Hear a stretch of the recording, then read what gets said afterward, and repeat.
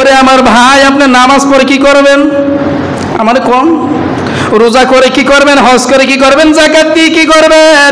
আপনি তো ওই যে পাউরুটির ভিতরে বন ওই যে বিক্রি করে হোসেন ভাইয়ের 10 টিকা পাউরুটির ভিতরে সুই ঢুকাইয়া কুকুরে দেন, খাইতো বিল্লাহ। আপনি না নামাজি, আপনি বুঝেন না কিছু। সুই আপনার গলার ভিতরে ঢুকাই, তখন আপনি কি করবেন? আপনি বহু প্রশ্ন করবেন, হুজুর এইটা করে এইটা করে, মুরকা নিয়ে যায়, তরকারি নিয়ে যায়, ভাতের ফাতিল নিয়ে যায়, জুতা নিয়ে যায়। আমি জানি, আমি সব জানি। আপনি মনে করছেন আমি জানি না? আমি কি আকাশে বসবাস করি? আমি দুনিয়ায় করি। আপনি কিচ্ছু বলা লাগবে না, আমি সব জানি। সব কিছু করার পরেও আপনার মানবতা থাকা দরকার। আপনি আপনার ছেলে মেয়েকে শাসন করেন না? কথা কয় না, করেন না? করেন। আপনার স্ত্রীকে শাসন করেন না? করেন। সবাইকে তো শাসন করেন। অর্থাৎ যে যেই পরিমাণ অন্যায় করবে তাকে সেই পরিমাণ শাস্তি দিবেন। কুকুর অন্যায় করেছে যেই পরিমাণ, সেই পরিমাণ তাকে আপনি শাস্তি দেন। বুঝাতে পারি নাই মনে হয়? যেই পরিমাণ কুকুর অন্যায় করে সেই পরিমাণ তাকে আপনি শাস্তি দেন। যেইভাবে তাকে পিটাইলে সে দূরে চলে যাবে সেইভাবে আপনি পিটান। আমি ওয়াজ করি বুঝেই বুঝে, যেন আপনি বুঝেন। বুঝেন না, বুঝে চলে গেলে হবে না। আমি বুঝে ওয়াজ করি, আপনি পিটান।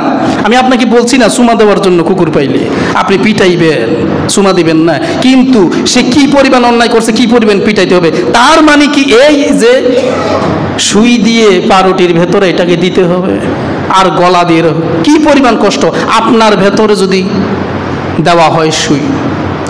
এই হলো আমাদের মানবতা। আর আমরা যাব বেহেশতে। আমরা যাব নাকি বেহেশতে? নামাজ পড়তেছি, রোজা রাখতেছি, হজ করতেছি, যাকাত দিতেছি, আমরা দান সদকা একেবারে আর শেষ নাই, এত কিছু করতেছি, কিন্তু মানবতা একেবারে মোটেই নাই।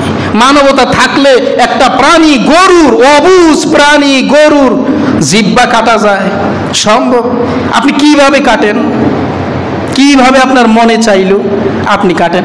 আপনার যত বোঝাপড়া আছে সরাসরি বোঝাপড়া করেন, চোখে চোখ রেখে বোঝাপড়া করেন। আপনার সাহস থাকলে আপনার তার সাথে বোঝাপড়া করবেন চোখে চোখ রেখে। এটা বৈধ। তাকে আপনি ডাক দিয়ে না, আপনার চোখে চোখ রেখা জিগার বলে কি রে এই অন্যায়, এই কি এটা করেন। এটা হচ্ছে মানুষদের, মোমেনদের কাজ। হযরত ওমর কাউকে টেরে কথা বলতেন না, কাউকে ছাড়তেন না, যা করতেন সরাসরি ডাক দিয়ে না, বলে এখানে দাঁড়া, তোর সাথে আমার বোঝাপড়া আছে।